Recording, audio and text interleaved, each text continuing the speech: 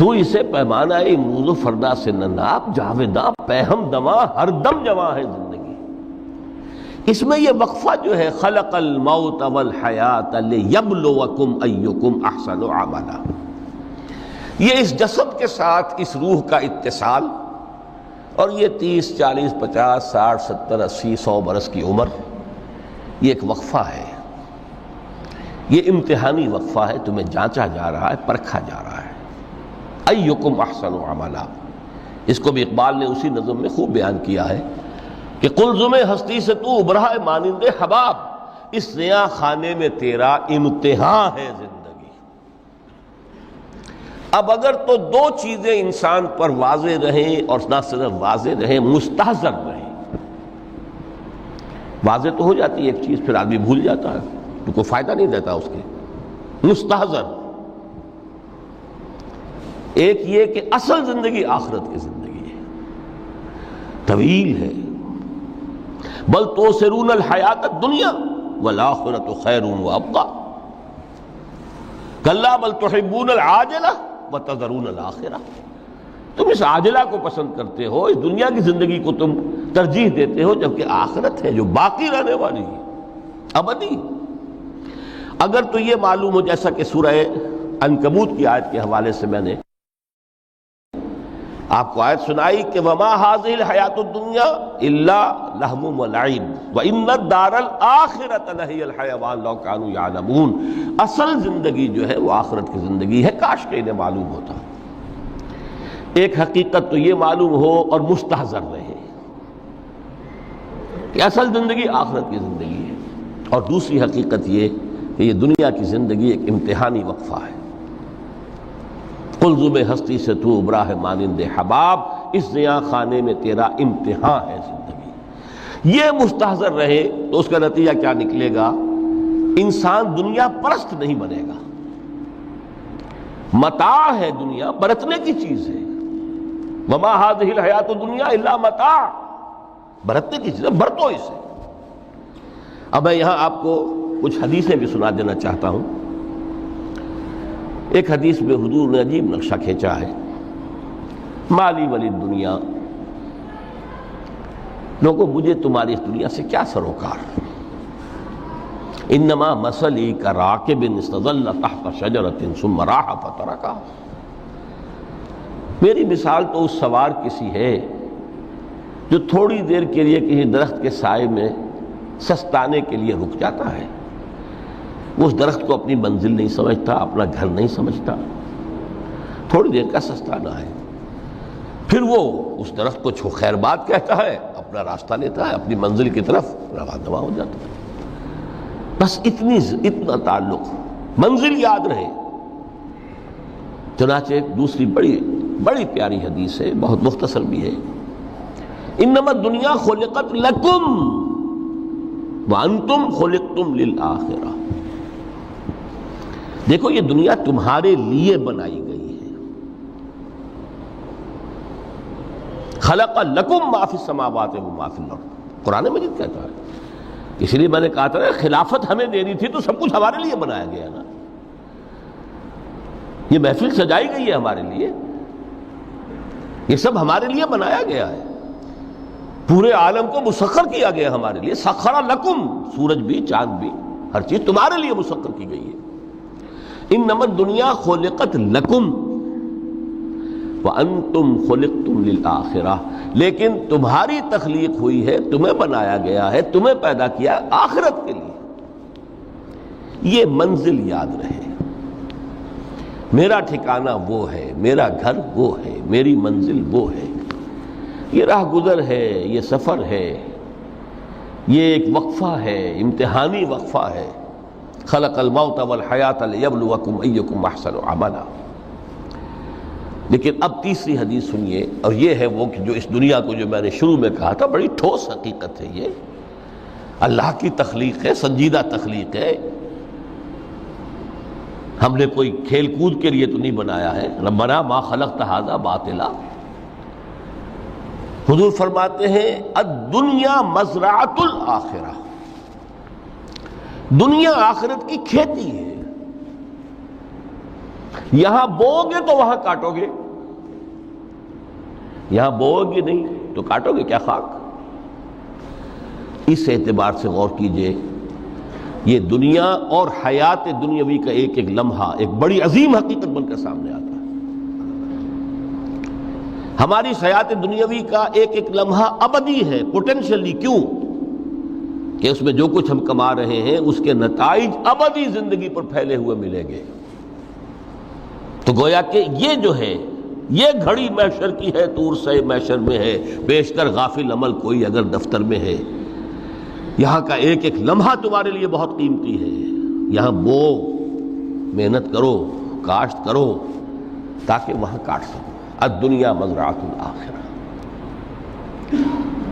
اب دیکھیے یہ جو انداز ہے قرآن کا، وَمَا الْحَيَاةُ الدُّنْيَا إِلَّا مَتَاعُ الْغُرُورِ، جو ہماری گفتگو کا آج عنوان ہے، اس کے دو نتیجے نکلتے ہیں عملاً۔ ایک نتیجہ جو صحیح ہے، جو قرآن نکالنا چاہتا ہے، جس کی طرف اسلام رہنمائی کرتا ہے۔ ایک ہے بالکل منفی نتیجہ جس کی اسلام نفی کرتا ہے۔ وہ منفی نتیجہ کیا ہے؟ دنیا دھوکے کی ٹٹی ہے، چھوڑو گھر گھرستی کو، دفع کرو، رب سے لو لگانی ہے۔ یہ شادی کر کے اور گھر گھرستی کا کھکیڑ مول لینا، کہاں ایک پیٹ کا پالنا، کہاں 10 پیٹ لگ جائے پیچھے، اسی میں آدمی جو ہے گم ہو کر رہ جاتا ہے۔ لہذا گھر گھرستی کو چھوڑو، تجدد کی زندگی گزارو۔ پھر یہ تمدن ہر جگہ شر ہے، برائی ہے، دھوکہ ہے، فریب ہے، جھوٹ ہے، دفع ہو جاؤ، جاؤ کہیں پہاڑوں کی چوٹیوں پر، کہیں غاروں میں، گپھاؤں میں، کہیں جنگلوں میں دھونی روا۔ یہ ہے اس کا ایک منطقی نتیجہ جو نکلا ہے دنیا میں، اور تقریباً تمام مذاہب عالم میں نکلا ہے۔ رحمانیت جس کی جس شد و بد کے ساتھ نفی کی ہے محمد الرسول اللہ صلی اللہ علیہ وسلم، لا رحمانیت فی الاسلام، اسلام میں کوئی رحمانیت نہیں، نفی ہے، مکمل نفی، لا رحمانیت فی الاسلام۔ فرمایا کہ النکاح من سنتی، یہ میری سنت ہے، میرا طریقہ ہے، گھر گھرستی کی زندگی اختیار کرنا یہ میری سنت ہے۔ 3 صحابہ پر کچھ اسی طرح کا غلبہ ہو گیا تھا۔ صحابہ میں ہر طرح کے لوگ تھے، ان میں وہ لوگ بھی تھے کہ جو بڑے ریشنلسٹ تھے، عقل کے حوالے سے بات سمجھنے والے۔ حضرت عمر کو ہم کہہ سکتے ہیں کہ سر خیل تھے ان کی، رضی اللہ تعالیٰ عنہ۔ کچھ درویش منش لوگ بھی تھے، کچھ پر یہ تقویٰ کا اور درویشی کا بہت زیادہ غلبہ ہو گیا تھا، مغلوب الحال ہم انہیں کہہ سکتے ہیں۔ حضرت عبداللہ ابن عمرو بن العاص رضی اللہ تعالیٰ عنہما، ایک عجیب سائملٹینیس کنٹراسٹ ہے باپ اور بیٹے میں۔ عمرو بن العاص بہت بڑے سیاستدان، مدبر، عرب نے چوٹی کے جو 3 سیاستدان پیدا کیے ان میں سے ایک عمرو بن العاص ہے، واریر، کانکرر، سیاستدان۔ لیکن عبداللہ ابن عمرو بن العاص بالکل درویش، روزانہ روزہ ساری رات کھڑے ہیں، نہ بیوی سے کوئی سروکار، نہ کسی سے کوئی سروکار۔ حضور کو اطلاع ملی،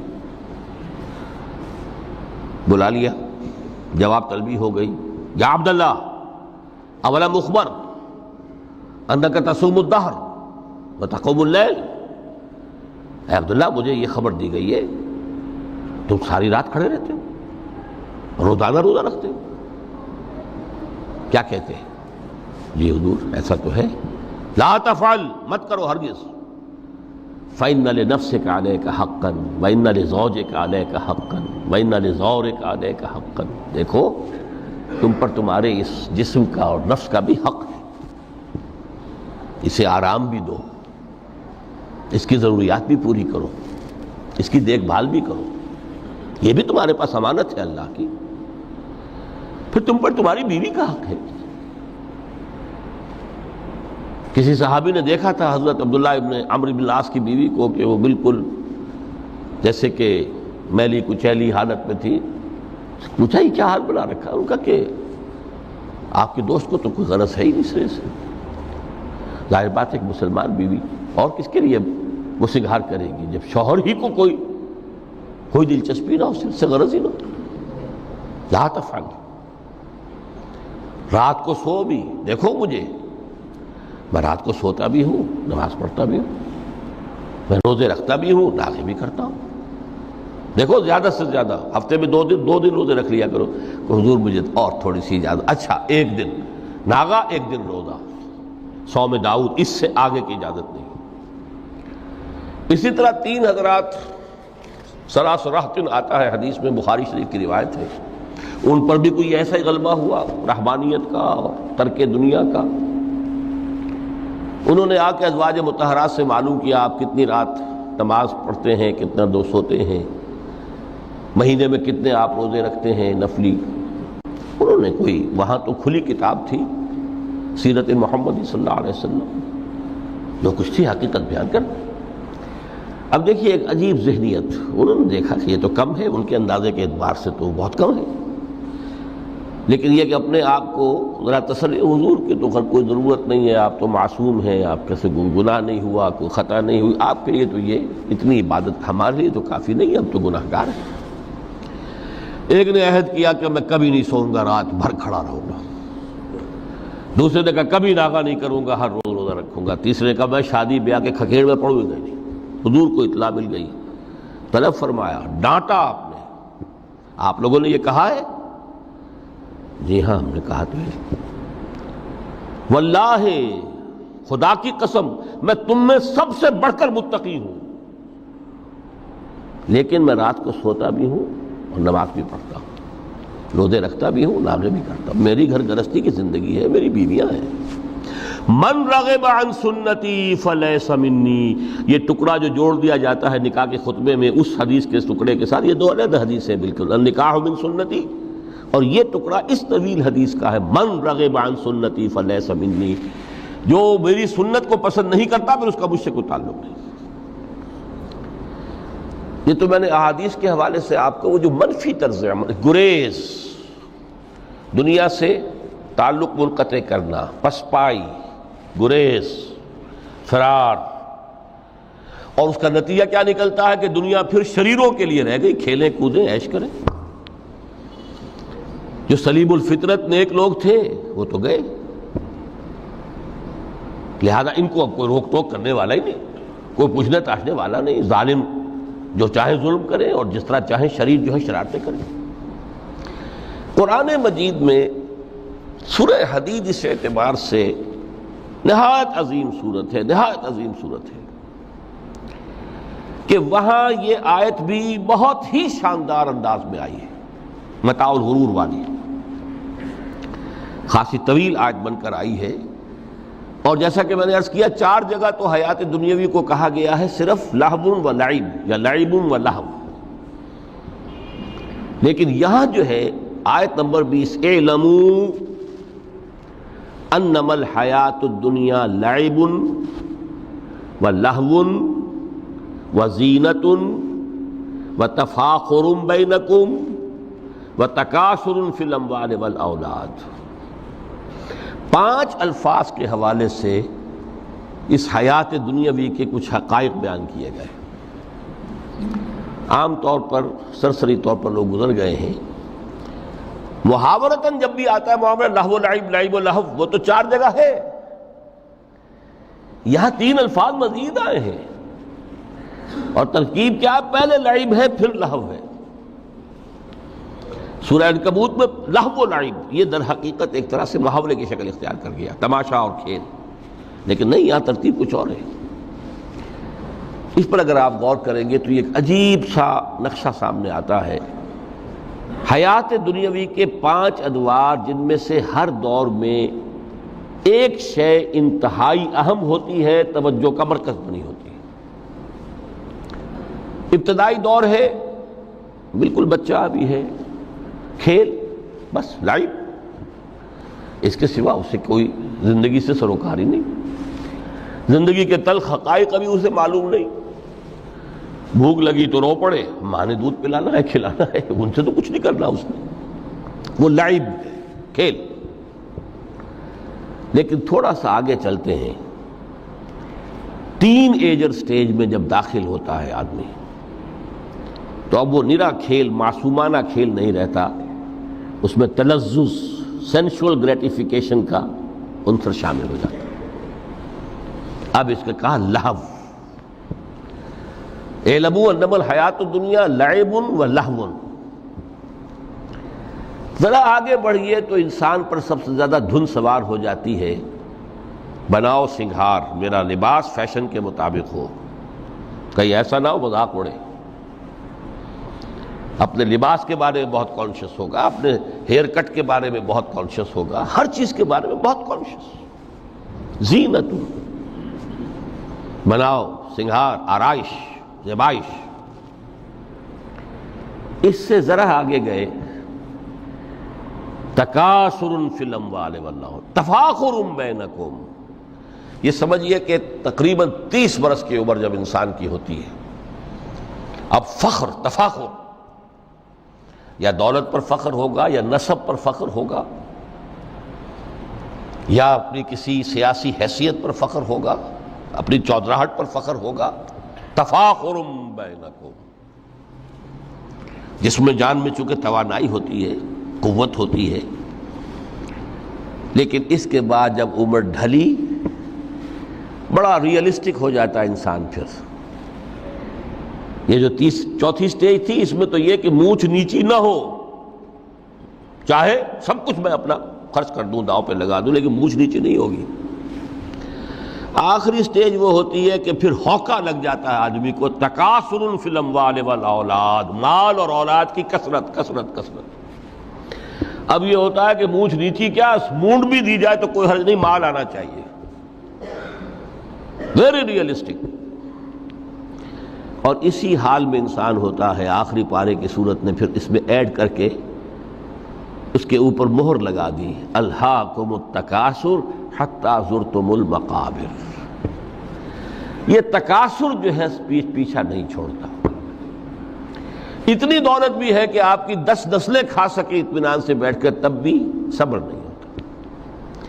بڑے میاں کی ٹانگیں جو ہیں وہ قبر میں لٹکی ہوئی ہیں، لیکن تکاثر جو ہے، تکاثر مال، وہ پیچھا نہیں چھوڑتا۔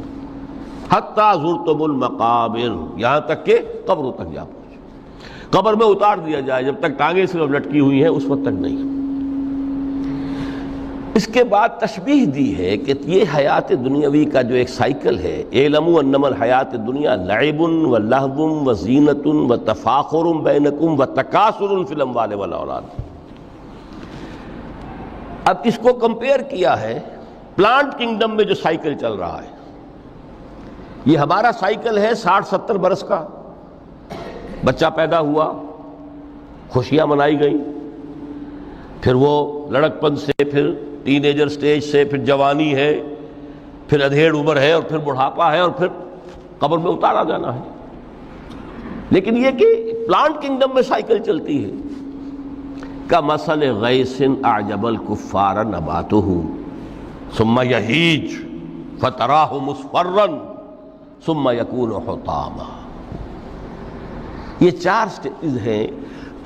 جیسے بارش برستی ہے تو سبزہ نمودار ہوتا ہے، اور کاشتکار کو بڑا اچھا لگتا ہے، اس نے بیج بویا تھا، اس نے محنت کی تھی، اس نے ہل چلایا تھا، اعجب الکفار نباتہ، اس کو بہت اچھا لگتا ہے، دل باغ باغ ہو جاتا ہے۔ جیسے آپ کے یہاں بیٹا ہوا، پوتا ہوا، خوشیاں مناتے ہیں آپ۔ کمثل غیث اعجب الکفار نباتہ ثم یہیج، پھر وہ فصل اپنی پوری قوت کو پہنچتی، فصل لہرا رہی ہے، فتراہ مصفرا، پھر وہ زرد ہو جاتی ہے، وہ ہریاول اب ختم ہوئی، اب فصل پک گئی ہے، اب وہ زردی پر آ گئی ہے۔ ثم یکون حطاما، پھر وقت آتا ہے، اگر وہ خضرو گھاس ہے تو پھر وہ چورا چورا ہو کر پھر وہ مٹی میں مل جاتی ہے، اور اگر فصل ہے تو کھیتی کٹ گئی، اس کے بعد کیا رہ گیا وہاں، وہ چورا ہی رہ جاتا ہے باقی۔ یہ لائف کا سائیکل چل رہا ہے، 3 مہینے کا ہو، 4 مہینے کا ہو، یہ ہے پلانٹ کنگڈم کا، وہ ہے سائیکل انسانی زندگی کا۔ اب فرمائی ٹیپ کی بات جو ہے وفی الآخرۃ عذاب شدید ومغفرۃ من اللہ ورضوان۔ دیکھو دنیا کی زندگی تو ان سٹیجز سے ہو کر گزر ہی جانی ہے۔ جو پیدا ہوا ہے اس پر بڑھاپا بھی آئے گا، موت بھی آئے گی۔ کل نفس ذائقۃ الموت، جو سورہ آل عمران کی 185ویں آیت کا پہلا جملہ تھا۔ ہر انسان کو جو پیدا ہوا موت آ گئی۔ اب یہ ہے کہ وہ کہیں آپ نے محل میں گزار لی زندگی، کسی کٹیا میں گزار لی زندگی، کسی کی فٹ پاتھ پر گزر گئی زندگی۔ زندگی گزر جاتی ہے، گزرتی ہے، اور ان 5 سٹیجز میں سے ہو کر گزرتی ہے۔ آپ گندی گلیوں میں بچوں کو کھیلتے ہوئے دیکھتے ہیں، وہ بھی کھیل رہے ہوتے ہیں، نالیوں کے پانی کے اندر کھیل رہے ہوتے ہیں، ان کا بھی کھیل ہے۔ گندے جوہڑ میں کھیل رہے ہوتے ہیں، وہ تو ہے زندگی کی وہ سٹیج جو ہے کھیل کی ہے۔ کسی کے پاس بڑے قیمتی کھلونے ہیں، ان سے کھیل رہا ہے، کوئی اس طرح گلی ڈنڈا کھیل رہا ہے یا کچھ اور کھیل رہا ہے، لیکن وہ 5 سٹیجز تو آئیں گی۔ اعلموا انما الحیات الدنیا لعب ولہو وزینۃ وتفاخر بینکم وتکاثر فی الاموال والاولاد کمثل غیث اعجب الکفار نباتہ ثم یہیج فتراہ مصفرا ثم یکون حطاما وفی الآخرۃ عذاب شدید ومغفرۃ من اللہ ورضوان۔ آخرت میں جا کر یہ بائیفرکیشن ہو جانی ہے، یا تو شدید عذاب اور یا اللہ کی مغفرت اور رضا۔ Now the choice is yours، اما شاکرا و اما کفورا، فیصلہ تم خود کر لو۔ وما الحیات الدنیا الا متاع الغرور، یہاں بھی آخری الفاظ وہ ہے کہ دنیا کی زندگی دھوکے کے سوا کچھ نہیں۔ کیوں؟ اگر تو دنیا کی زندگی میں گم ہو گئے، جیسے کہ اقبال نے کہا ہے کہ کافر کی یہ پہچان کے آفاق میں گم ہے، اور مومن کی یہ پہچان کہ گم اس میں ہے آفاق۔ دنیا میں رہو، طالب دنیا نہ بنو، طالب عقبہ، طالب آخرہ۔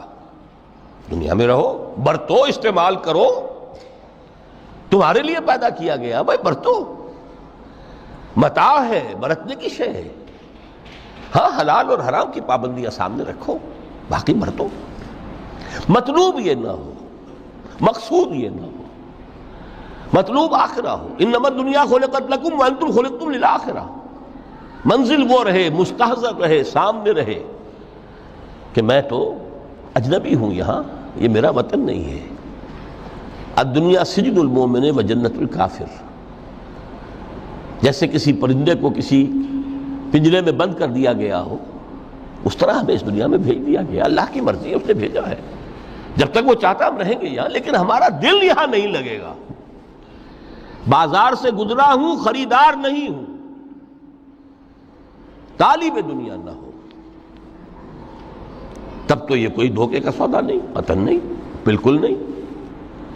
حضور نے خود فرمایا مجھے تمہاری اس دنیا میں سے فلاں فلاں چیزیں بہت پسند ہیں، اور کس قدر ریئلسٹک ہیں۔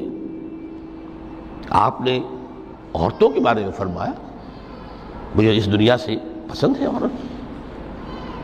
کوئی تصنع اور کوئی بھی تکلف اور کوئی خلاف فطرت بات نہیں کی محمد رسول اللہ صلی اللہ علیہ وسلم۔ آنکھوں کی ٹھنڈک میری نماز میں ہے، مجھے خوشبو پسند ہے۔ عورت کی طرف بھی آپ کا رجحان تھا۔ قرآن مجید میں آتا ہے نا، اے نبی اب کوئی اور نکاح آپ نہیں کریں گے۔ وَلَوْ أَعْجَبَتْكَ حُسْنُهُنَّ، چاہے ان کا حسن جو ہے وہ آپ کو اچھا لگے، اب اجازت نہیں ہے مزید، بس فل سٹاپ، جتنے نکاح ہو چکے ہو چکے۔ تو یہ دنیا کو حضور نے صلی اللہ علیہ وسلم دنیا پر سوار رہو، دنیا کو اپنے اوپر سوار نہ ہونے دو، بس بات صرف یہ ہے۔ کافر کی یہ پہچان کہ آفاق میں گم ہے۔ اسی لیے سورہ کہف کا ایک مرکزی مضمون ہے، پہلے رکوع میں بات آتی ہے اِنَّا جَعَلْنَا مَا عَلَى الْأَرْضِ زِینَةً لَهَا لِنَبْلُوَهُمْ أَيُّهُمْ أَحْسَنُ عَمَلًا۔ ہم نے اس دنیا پر جو کچھ ہے، یہ اسکائی اسکریپرز بن گئے ہمارے زمانے میں، اور یہ شاندار بلڈنگز ہیں، اور یہ کچھ ہے، ہم نے زینت اور زیبائش اور آرائش بنا دیا ہے تاکہ آزمائیں۔ انہی کے حسن کے شکار ہو جاتے ہو اور ان کے پرستار بن کر رہ جاتے ہو۔ رخ روشن کے آگے شمع رکھ کر وہ یہ کہتے ہیں ادھر جاتا ہے دیکھیں یا ادھر پروانہ آتا ہے، پھر بھی اللہ ہی کے عاشق بنے رہو، اللہ ہی سے محبت کرو تو کامیاب ہو گئے۔ دنیا کو برتو. اگر دنیا یہ عروس ہزار داماد جو ہے اگر کہیں یہ محبوبہ بن گئی تو گئے ختم. اچھا دیکھیے اس سورہ حدید میں اب یہ دنیا کی حقیقت کو اس طرح بیان کر کے دو نتیجے جو اس سے نکلتے ہیں ان کو علیحدہ علیحدہ بیان کر دیا. ایک نتیجہ جو میں بیان کر چکا رہبانیت ترک دنیا، اس کی نفی کرتے ہوئے فرمایا وَلَقَدْ أَرْسَلْنَا نُوحًا وَإِبْرَاهِيمَ وَجَعَلْنَا فِي ذُرِّيَّتِهِمَا النُّبُوَّةَ وَالْكِتَابَ فَمِنْهُمْ مُهْتَدٍ وَكَثِيرٌ مِّنْهُمْ فَاسِقُونَ ثُمَّ قَفَّيْنَا عَلَىٰ آثَارِهِمْ بِرُسُلِنَا وَقَفَّيْنَا بِعِيسَى ابْنِ مَرْيَمَ وَآتَيْنَاهُ الْإِنجِيلَ وَجَعَلْنَا فِي قُلُوبِ الَّذِينَ اتَّبَعُوهُ رَأْفَةً وَرَحْمَةً وَرَهْبَانِيَّةً ابْتَدَعُوهَا مَا كَتَبْنَاهَا عَلَيْهِمْ. اصل مضمون یہ تھا جس کے لیے تمہید اتنی لمبی باندھی. ہم نے نوح کو بھیجا، ابراہیم کو بھیجا، ان کی اولاد میں ہی نبوت اور کتاب رکھ دی. پھر ان کے نقش قدم پر ہم نے اٹھایا عیسیٰ ابن مریم کو، انہیں انجیل دی، اور جو لوگ ان پر ایمان لائے ان کے دلوں میں رحمت اور رافت کے جذبات پیدا کر دیے، انسانی ہمدردی. حضرت عیسیٰ کا جو اپنا مزاج تھا ظاہر بات ہے کہ آپ کے حواریین اور آپ پر ایمان لانے والوں میں اسی کا ایک عکس پیدا ہونا تھا، لہذا وہ ایک خاص کیفیت. لیکن فرمایا ایک شے کو انہوں نے بدعت کے طور پر ایجاد کر لیا، وَرَهْبَانِيَّةً ابْتَدَعُوهَا مَا كَتَبْنَاهَا عَلَيْهِمْ. رہبانیت کی انہوں نے بدعت ایجاد کر لی، یہ انہوں نے کی ہے، ہم نے یہ ان پر فرض نہیں کی تھی. یہ ہے وہ منفی نتیجہ. گریز، خانقاہوں میں جا کر بیٹھ جاؤ، موناسٹسزم، تجرد کی زندگی گزارو. نتیجہ اس کا کیا نکلتا ہے کہ بظاہر راہب اور راہبائیں رہ رہی ہیں اور رہ رہے ہیں، اور اندر جو حرام کاری کے بازار چل رہے ہیں، اور تہخانوں کے اندر حرامی بچوں کی قبروں کے قبرستان بنے. ہسٹری آف کرسچین موناسٹسزم پر کتابیں پڑھ لیجیے، خود انہوں نے اپنے سارے جو ہیں بخیے ادھیڑ کر خود رکھ دیے. یہ رہبانیت یہ اسلام کا راستہ نہیں ہے. احادیث کے حوالے سے میں آپ کے سامنے پہلے بیان کر چکا ہوں. میں بعد میں تھوڑا سا عرض کروں گا کہ ہمارے ہاں بھی یہ رسم کیوں آئی اور کیسے آئی.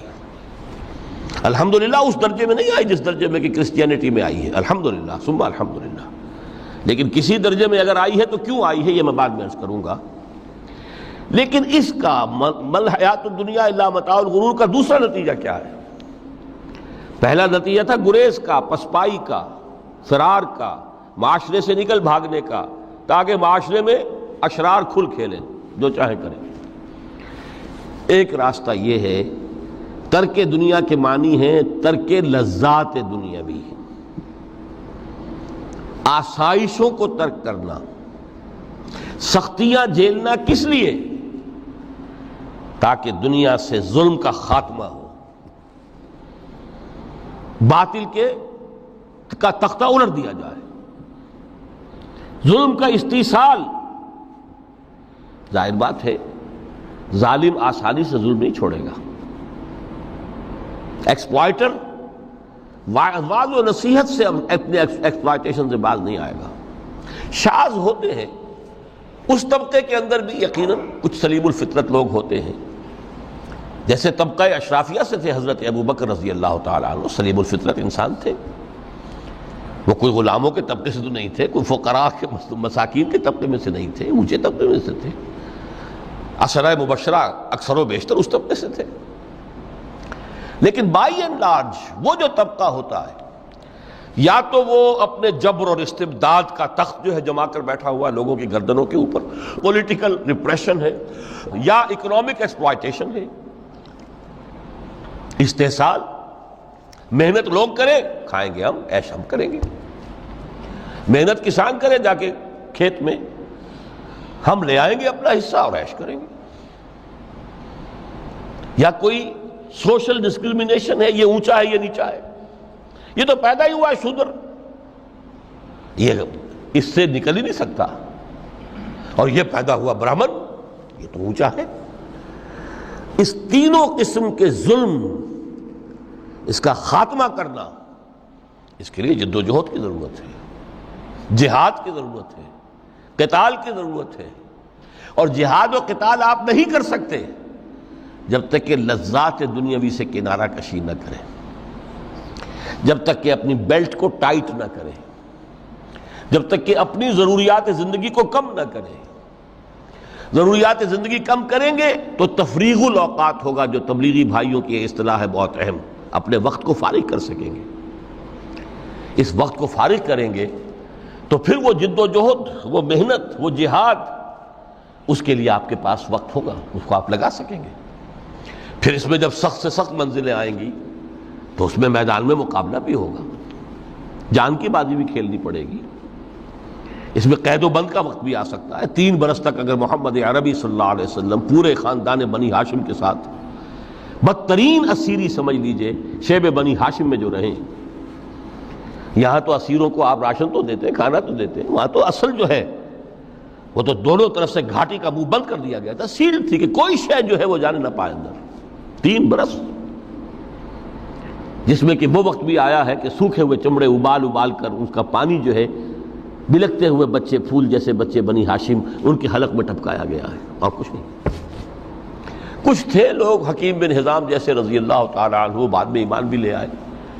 حضرت خدیجہ رضی اللہ تعالیٰ عنہ کے چونکہ وہ قریبی رشتہ دار تھے، وہ پہاڑ کو کراس کر کے چوٹی پر سے اتر کر کچھ کبھی کبھی کھانے پینے کی چیز پہنچا دیتے تھے۔ یہ سارے مراحل آئیں گے۔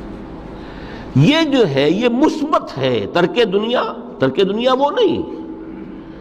ترک دنیا سے مراد دنیا کی لذتوں سے، دنیا کی آسائشوں سے، ان سے آدمی اپنے آپ کو پیچھے ہٹائے، ان کو چھوڑے، ان کو ترک کرے، تاکہ اپنا وقت، اپنا مال، اپنی صلاحیتیں صرف کر سکے۔ کس کام کے لیے؟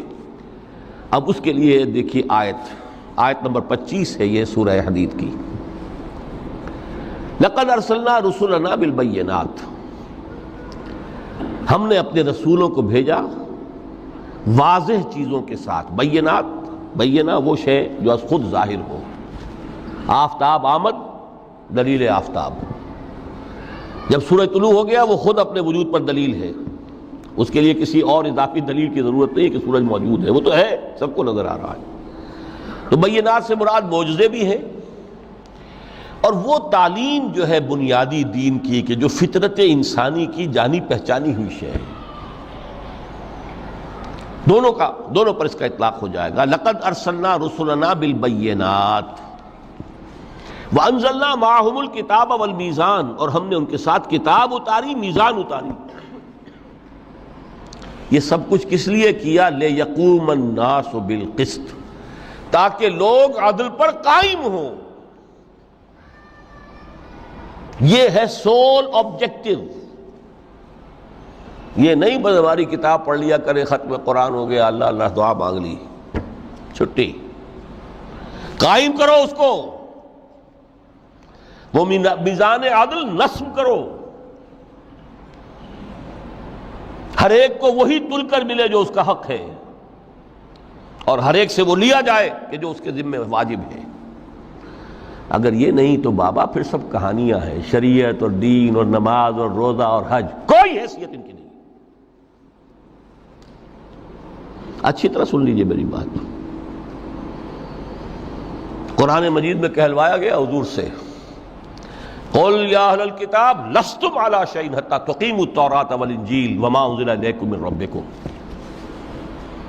اے نبی ان سے کہہ دیجئے، اے کتاب والو تمہاری کوئی حیثیت ہی نہیں، ہماری نگاہوں میں تمہارا کوئی مقام ہی نہیں، جب تک کہ تم قائم نہیں کرتے تورات کو اور انجیل کو اور جو کچھ کے نازل کیا گیا تمہاری طرف، تمہارے رب کی طرف سے۔ قائم کرو، پھر آؤ ہم سے بات کرو، ہم سے دعا کرو، ورنہ دفع ہو جاؤ۔ Nothing doing. They don't care for you. لستم علی شیء حتی تقیموا التوراۃ والانجیل وما انزل الیکم من ربکم۔ اب قانون خداوندی تو بدلتا نہیں ہے، نہ فرام پرسن ٹو پرسن، نہ فرام نیشن ٹو نیشن، نہ فرام امہ ٹو امہ، اٹل ہے۔ وَلَن تَجِدَ لِسُنَّتِ اللَّهِ تَبْدِيلًا وَلَن تَجِدَ لِسُنَّتِ اللَّهِ تَحْوِيلًا۔ سنت اللہ تو ایک ہے۔ اب اس آیت کو ذرا پڑھیے، قُلْ يَا أَهْلَ الْقُرْآنِ لَسْتُمْ عَلَىٰ شَيْءٍ حَتَّىٰ تُقِيمُوا الْقُرْآنَ۔ وما انزل علیکم من ربکم، کہہ دو اے محمد کہ اے قرآن والو تمہاری کوئی حیثیت نہیں ہے ہمارے سامنے جب تک کہ تم قرآن کو قائم نہیں کرو۔ پڑھ لو اور اس کے قرات کے مقابلے منعقد کرا لو اور سونے کے تاروں سے اسے لکھ لو اور اس کو جو چاہو کر لو، کوئی حیثیت نہیں۔ قائم کرو اس قرآن کو، اس کے نظام کو، اس کے قانون کو، جو حضرت ابوبکر نے فرمایا تھا پہلا خطبہ جو دیا ہے آپ نے بیعت خلافت کے بعد، تم میں ہر قوی میرے نزدیک ضعیف ہوگا جب تک کہ اس سے حق وصول نہ کر لوں، اور ہر ضعیف قوی ہوگا جب تک کہ اسے اس کا حق دلا نہ دوں۔ سورہ شورى میں حضور سے کہلوایا گیا قل وَأُمِرْتُ لِأَعْدِلَ بَيْنَكُمْ، مجھے یہ حکم ہوا ہے کہ میں تمہارے مابین عدل قائم کروں۔ میں واعظ بن کر نہیں آیا، میں بدھ مت کے بھکشو بنانے کے لیے نہیں آیا تمہیں۔ ہاں انقلابی عمل میں ایک مرحلہ آتا ہے، بدھ مت کے بھکشو بننا پڑتا ہے کچھ عرصے کے لیے، تیاری کا مرحلہ، وہ میں ابھی بعد میں ذرا بیان کر دوں گا، لیکن مستقل نہیں ہے یہ بدھ مت کے بھکشو۔ یہ بدماش جس طرح چاہیں کھل کھیلیں، ظالم جس طرح چاہیں لوگوں پر ظلم کرتے رہیں، تشدد اور جبر کا جس طرح سے چاہے معاملہ کریں، استحصالی نظام جس طرح ہوتا ہے چلتا رہے۔ شاہ ولی اللہ دہلوی رحمۃ اللہ علیہ کے الفاظ میں انسانوں کی عظیم اکثریت ڈھور ڈنگر بن جائے، صبح سے لے کے شام تک کمر توڑ دینے والی مشقت کے بعد بمشکل 2 وقت کی روٹی ملتی ہو، اس کا کبھی خیال اسے اللہ کا آئے گا؟ کبھی اللہ سے لو لگا سکے گا؟ دنیا نے تیری یاد سے بیگانہ کر دیا تو اس سے بھی دل فریب ہے غم روزگار کے۔ اس لیے حضور نے فرمایا کاد الفقر ان یکون کفرا، یہ فقر جو ہے یہ تو انسان کو کفر تک پہنچا دیتا ہے۔ عدل قائم کرو۔ تو دیکھیے یہ آیت انتہائی گمبھیر آیت ہے قرآن مجید کی سورہ حدید کی، جس طرح وہ آیت متاع الغرور والی جس شان کے ساتھ سورہ حدید میں آئی ہے، اعلموا انما الحیات الدنیا لعب ولہو وزینۃ وتفاخر بینکم وتکاثر فی الاموال والاولاد کمثل غیث اعجب الکفار نباتہ ثم یہیج فتراہ مصفرا ثم یکون حطاما وفی الآخرۃ عذاب شدید ومغفرۃ من اللہ ورضوان وما الحیات الدنیا الا متاع الغرور۔ لیکن اس کا نتیجہ کیا نکلنا چاہیے؟